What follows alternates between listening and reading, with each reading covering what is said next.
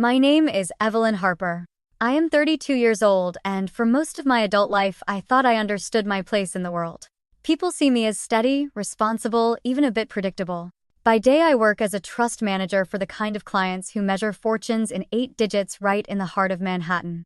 On the surface, my life is a catalog of prudent choices, an apartment filled with sunlight and thrift store furniture, long evenings spent alone with books, not parties. But there is more to this story, a current of secrets and sacrifices swirling beneath the ordinary, waiting for the day everything would erupt in front of 100 polished faces at a penthouse wedding. If you've ever found yourself being the dependable one, the person people trust to keep things afloat while others drift freely, you'll understand the story I'm about to tell.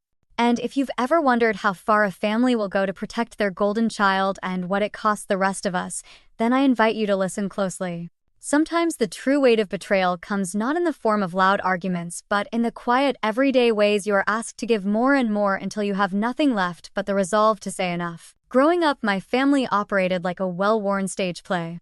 There was my mother, Patricia, who ran the household with a kind of nervy pride, always ready with gentle praise for Madeline, my younger sister, and cool, measured advice for me. Madeline, 3 years, my junior, was the golden child from the very beginning. She had a laugh that could light up a room and the kind of charm that made teachers and relatives lean in closer. When she failed a test, it was because the school hadn't understood her creativity. When I brought home straight A's, my mother would simply nod and say, "That's what we expect from you, Evelyn." I remember once on my 11th birthday, I came downstairs with the naive excitement that only children possess. Balloons had been promised and a cake with my name on it. Instead, I found my mother hurriedly tying her scarf and urging Madeline to get her ballet bag. "There's been a change of plans," she said, not unkindly but with a finality that allowed no protest. "Madeline has her recital dress rehearsal. We'll celebrate your birthday this weekend." The cake never came. The celebration faded into a tray of store-bought cupcakes on a Monday afternoon after all the other children had gone home. That was only the first of many small lessons. In high school, Madeline dropped out of her prestigious arts program, first at 16, then again at 19, each time returning to the comfort of our home, welcomed with open arms and soothing words. My college journey was a contrast. Every scholarship application was mine to fill, every textbook bought with wages from my part-time job. My mother called it character building. When Madeline needed new tuition money for another semester, she would abandon my mother, emptied the family savings, insisting she just needs another chance. By the time I graduated from college, debt hung around my neck like a medal no one wanted. Madeline, meanwhile, had become something of a minor celebrity in our circle. Her Instagram stories were filled with lavish brunches, designer handbags, and travel adventures that seemed, at least to the outside world, effortless. I knew better. Each month, I would find a pleading message from Madeline asking for a small transfer, sometimes a few $100s for rent, sometimes thousands for an emergency. I transferred the money quietly, telling myself that one day she would steady herself. When her credit card was declined and the landlord threatened eviction, it was my name that appeared on the new lease, my credit that secured her place. It's funny the way families can mistake silence for strength. My mother's gratitude was always implied, never stated. "You know how your sister is," she would sigh, patting my hand. "We have to stick together. Family comes first." There was no thank you, no recognition of what it cost me, not just the money but the slow erosion of my own boundaries, my sense of self. Sometimes in the quiet hours before sleep, I would wonder if I was being generous or simply foolish. But each crisis passed and life resumed its familiar rhythm. Little did I know, all these years of quiet giving were leading me toward a breaking point. The night before Madeline's wedding, as I double-checked her payment schedule and sorted through emails from the bank, I noticed a new message, a request for a last-minute guarantee on a venue deposit, a sum so large it made my bank breath catch. I thought surely this must be a mistake. But as I looked closer, the evidence became clear. My sister had borrowed against the family trust, using my reputation as collateral. The celebration that was meant to bring us together would soon reveal just how far the betrayal had gone. What I didn't know then was that the real scandal was just beginning, and when the truth finally came out, it would be witnessed by everyone who ever thought our family was perfect. If you've ever been the one expected to clean up other people's messes, stay with me. The wedding was only the start of what would become the most public, painful, and ultimately liberating chapter of my life. The week leading up to Madeline's wedding was a study in organized chaos. Manhattan pulsed with its usual rhythm, but within the Harper family, everything revolved around one event: the ceremony that would make my sister the center of attention for a single blinding afternoon. Patricia, my mother, moved about the penthouse like a general preparing for battle, clipboard in hand, firing off instructions to the caterers and decorators, her phone always buzzing with questions she answered in sharp, clipped sentences. On paper, everything appeared under control. The venue was secured, the guest list finalized, the floral arrangements scheduled to arrive by noon. Yet underneath, I could sense something was off. Madeline's messages came at all hours, often marked urgent requests for last-minute upgrades, additional guests, and the ever-present demand for reassurance that everything will be perfect. Right, Evie? It was Tuesday morning, just 3 days before the wedding, when I received an email from the venue's finance department. The message was brief, almost apologetic. "We are awaiting confirmation of the additional payment guarantee for the Harper Delacroix wedding. Please review the attached document and provide your signature." The amount was staggering, $1.6 million, far more than anything we had discussed. And there in the subject line was my name, not Madeline's. Confused, I scrolled through my phone hunting for any mention of this sum. Instead, I found a string of text messages from Madeline growing increasingly frantic. "Can you help just this once? I promise I'll pay you back. It's just a formality, everyone's doing it. The venue manager says it's just for security. You have the best credit, Evie. Mom said you wouldn't mind." Then a message in the family group chat. "So grateful for Evelyn always stepping up for the family." It stung. My mother, in front of dozens of relatives and family friends, was painting me as the ever-reliable pillar. Never mind my own hesitations. Never mind that my financial future was quietly being mortgaged to protect my sister's fantasy of a perfect day. There were other signs that things were spiraling. A friend from college, now working at the bank, reached out with a vague but pointed warning. "Be careful, Evelyn. There's a lot of movement in the trust account. Someone's been making late-night withdrawals. It's not the usual pattern." I checked the statements. Sure enough, there were multiple transfers, small at first, then larger, always just enough to avoid immediate suspicion. Madeline had been using the trust as her personal safety net, despite the clear legal stipulation that only those with stable finances and no legal trouble could touch those funds. It was as if she believed the rules simply did not apply to her. Tension crept into every conversation. When I tried to raise the topic with Patricia, she waved me off, her tone brisk. "You know how wedding stress island. Just help your sister Evelyn. She needs this day to be perfect." We all do. By Thursday evening, whispers were spreading among the family. My cousin Jennifer, always eager for gossip, texted me a screenshot from a private group chat. "Did you hear Madeline's been borrowing all over town? If not for Evelyn, she'd be in real trouble." I felt the familiar pang of humiliation, but also something new: anger. For years I had accepted this dynamic, convinced myself that I was simply doing what was right. But with each passing hour, it became harder to ignore the growing sense of dread. The family saw me as a resource, not a person. My boundaries, my future, were nothing compared to the maintenance of Madeline's image. And yet, I hesitated to confront her directly.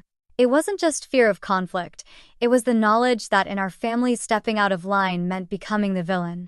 It meant risking not only Madeline's wrath, but Patricia's disappointment, the one thing I had always tried to avoid. That night, alone in my apartment, I stared at the unsigned guarantee form, the cursor blinking expectantly on my laptop. The city lights glimmered outside, as if daring me to choose myself for once. For the first time in my life, I began to wonder if loyalty could go too far, if sometimes the bravest thing a person could do was simply say no. What I didn't realize was that my moment of hesitation had already set something in motion. Madeline's secrets, so carefully hidden, were about to come to light in the most public way imaginable.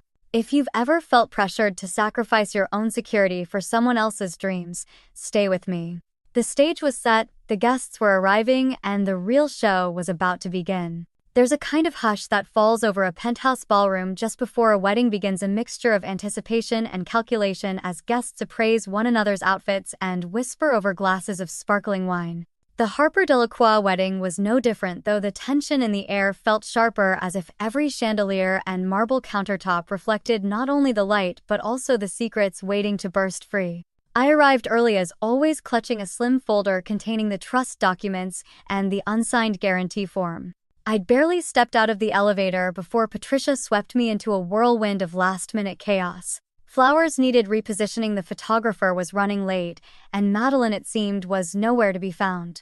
She's having her hair done, Patricia told me, her tone clipped and rehearsed. You know how brides are. Honestly, Evelyn just smiled for the cameras. All right. I forced a smile. But my mind was elsewhere, on the growing list of late-night transfers, on the pointed messages from friends, and on the knowledge that by day's end my role as family savior might finally be at an end. The ceremony itself unfurled in a haze of music and staged affection. Madeline, radiant in white, drifted down the aisle to polite applause. Her fiancé Alexandre Delacroix looked proud and a bit dazed, as if trying to absorb the pageantry and the whispers circulating among the guests. I watched my mother beam at Madeline, all but oblivious to my own presence at the front row. But the real drama began at the reception. Champagne was poured. Speeches began. Then, with theatrical flourish, Patricia took the microphone, her voice echoing off marble and crystal. Before we begin dinner, she announced, I want to thank my eldest daughter Evelyn for her unwavering support. Without her, none of this would have been possible. Evelyn, darling, would you come up here? There was an uncomfortable murmur, a ripple of curiosity and confusion. My heart thudded as I rose, folder in hand, crossing the floor beneath the gaze of 100 carefully groomed witnesses. Patricia held out the guarantee form. All we need is your signature, sweetheart, and everything will be perfect. I could feel the heat in my cheeks. I took the microphone, my voice steady but quiet. I'm sorry, but I won't be signing anything today. A wave of silence rolled through the room. Madeline appeared at my side, her smile brittle. Oh, come on, Evelyn. Don't ruin this for me. You're just the boring sister with good credit. This family doesn't care about your sacrifices. The words stung, but there was no time for shame. Madeline, I said, you've been borrowing against the trust, against my name without my knowledge.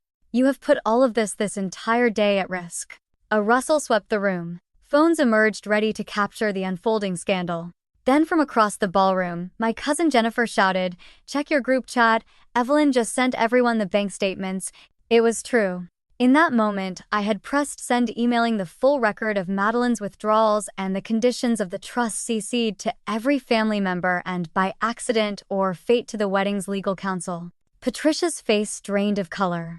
Alexander's parents, standing by the head table, stared in stunned silence. The shock was broken only by Madeline's angry, trembling voice. You think money makes you better than us. You're nothing without this family's name. This isn't your house. You're just the paperwork keeper. The guests were no longer even pretending not to listen. I set the microphone down, looking my mother in the eyes. For years, I have been your safety net. From today, your debts are not my burden. I hope you all enjoy the wedding. And with that, I left the stage to a room filled with whispers and the quiet hum of cameras capturing every moment. As I passed the elevator, a young cousin slipped me her phone screen open to a viral TikTok clip already making the rounds. Golden child meltdown at $1 million Manhattan wedding. Humiliation, yes.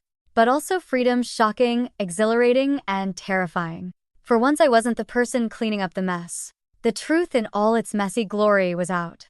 What I did not yet know was how far the scandal would reach, or how quickly my family would turn from denial to outright war. If you have ever been forced to choose between your own boundaries and the comfort of others, you'll know the moment you stop apologizing is the moment your life changes forever. The storm didn't wait for the champagne to go flat. By dawn the next morning, the Harper Delacroix wedding had gone from headline event to trending scandal. Video clips and screenshots, my confrontation, Madeline's tirade, even Patricia's shocked silence spread across social media like wildfire. A local news blog picked it up first. By lunchtime, even distant cousins I hadn't seen in years were forwarding articles with breathless subject lines. I barely had time to process my own exhaustion before the first calls came in from the trust attorneys. Miss Harper, we need you to confirm several large transfers. There are concerns of a breach in fiduciary responsibility. The voice on the line was crisp, professional, and entirely unsympathetic. Meanwhile, my phone buzzed relentlessly with messages from Patricia. They alternated between please, do the right thing, Evelyn, we're family, and veiled threats. You will regret making this public, I promise you that. It was as if the past 20 years of sacrifice and silence had evaporated, replaced by open hostility now that I refused to play my part. Madeline, for her part, disappeared into the protective embrace of Alexander's family. The Delacroix' old money with impeccable reputations were mortified. Rumors swirled that they had frozen joint accounts and postponed the honeymoon.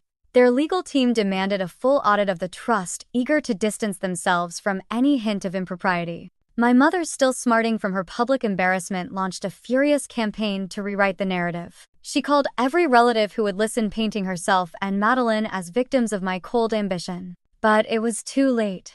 The documents I'd sent were irrefutable. Each withdrawal, each late-night transfer, each forged signature was laid bare for all to see. Family group chats fractured into rival camps. Some rallied to Patricia and Madeline's side, accusing me of airing dirty laundry out of spite. Others, tired of the old favoritism, sent private messages of support. "You did the right thing, Evelyn."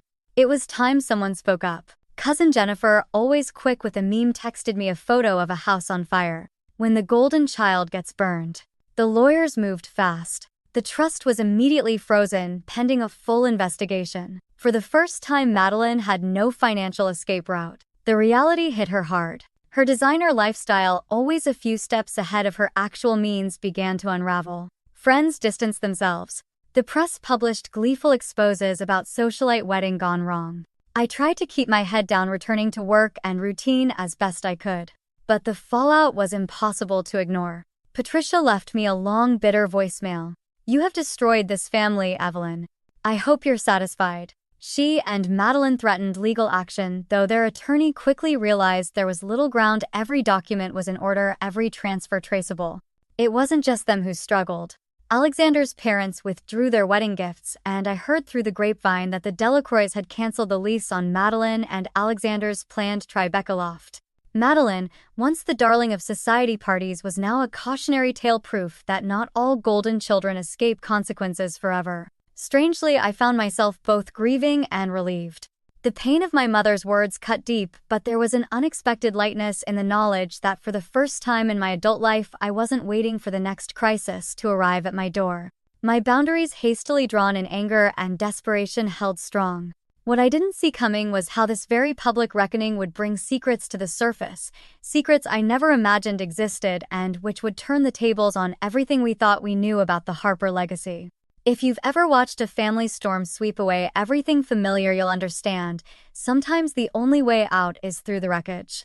And sometimes what you find on the other side is not just survival, but a second chance at living by your own rules. After the dust of the wedding scandal settled, life in Manhattan slowed to an unnatural quiet. There were days I wondered if I'd traded one kind of noise, the constant exhausting needs of my family, for another, the uneasy silence that follows public humiliation. Yet beneath that silence, something else was shifting. The investigation into the trust was not just a formality. It was about to change everything. It began with a call from Mr. Sorensen, our family's longtime attorney. I'd known his voice since I was a child, steady, patient, and always neutral even in the stickiest of family disputes. "Evelyn, I'd like you to come to my office," he said. "There are some findings regarding the trust, and it's best we discuss them face to face." I arrived on a rainy afternoon. His office overlooked the park, old oak furniture and shelves of legal tomes lining the walls. Madeline was there, looking smaller than I'd ever seen her. No designer heels, no artful makeup, just shadows beneath her eyes and the weight of a ruined reputation. Patricia sat beside her, her lips pressed into a thin, determined line. Sorensen wasted no time. "We have completed a full audit of the trust," he began. "There are multiple instances of unauthorized withdrawals, as you know. But there's more. Your grandfather included a hidden provision, a secret clause that supersedes all others in the event of public scandal or legal action against any beneficiary." He handed me a copy of the clause, my hands trembling slightly as I read it aloud. "Should any beneficiary of the Harper Trust engage in conduct resulting in public scandal, criminal inquiry, or repeated financial irresponsibility, said beneficiary's share shall be held in suspension with the remaining assets available only to those maintaining financial and legal integrity. The final decision rests with the trust administrator and legal counsel." The words hit Madeline like a blow. "This isn't fair," she burst out, voice cracking. "You know I never meant for any of this to happen. It was supposed to be my wedding, my new start. You're just jealous, Evelyn." Patricia placed a hand over hers, but her own anger was brittle and desperate. "You can't just cut her off. This family sticks together no matter what. Your grandfather would never—" Sorensen cut her off with a raised hand. "Mrs. Harper, the terms are clear. there's legal precedent for the suspension. And to be candid, your efforts to pressure Evelyn publicly and privately have only strengthened the case for enforcing the clause. It was over in a matter of minutes. The trust would remain off-limits to Madeline for at least a decade pending review. The assets, nearly $8.2 million in cash and securities, were now under my stewardship, provided I kept an impeccable legal and financial record. For a long moment, nobody spoke. Rain drummed against the window, muffling the city beyond. I looked at Madeline. Despite everything, my heart twisted with something like pity. She was no longer the golden child, no longer the center of attention. She was simply lost, a grown woman forced perhaps for the first time to face the consequences of her choices. I didn't want this, I said softly. But I won't apologize for protecting myself. You can't spend a lifetime making messes and expect others to sweep them away forever. Patricia's eyes glittered with fury, but I met her gaze. If you want help, I told them, it won't be at the expense of my future or my integrity. The bank of Evelyn Harper is closed. The aftermath was as swift as it was brutal. News of the trust's reallocation spread through the family like wildfire. Relatives who'd once championed Madeline shifted their sympathies, some out of opportunism, others out of genuine respect for a boundary finally enforced. Jennifer sent me a congratulatory email, just a gif of a castle drawbridge lifting. Never thought I'd see the day. But there was more to do. The Delacroix reached out, discreet but clear. Their son would not proceed with the marriage until Madeline had addressed her financial issues. The Tribeca loft was rented to someone else. The social invitations dwindled, then disappeared altogether. Madeline, for all her protests, was forced to return to the family apartment with Patricia. In the days that followed, I received a barrage of messages, some pleading, others threatening, a few simply bewildered. But for the first time, I felt no compulsion to answer. My silence was my reply. I poured my energy into my work, quietly building a reputation for discretion and resilience in a city where both are rare commodities. Then something unexpected happened. A popular personal finance podcast reached out. They'd followed the Harper wedding story thanks to that viral TikTok and a leaked email chain. They wanted me to speak not about the scandal, but about boundaries, financial literacy, and the hidden costs of family loyalty. I hesitated at first, but then realized maybe my story could help someone else. Sitting across from the interviewer, microphone blinking, I found myself speaking more freely than I had in years. Sometimes the hardest thing isn't helping others, it's helping yourself, I said. It's learning to recognize when sacrifice becomes self-sabotage. There's a difference between support and surrender. Real love doesn't require you to bankrupt your future for someone else's mistakes. The episode was a hit. Messages poured in from strangers, some angry, most grateful.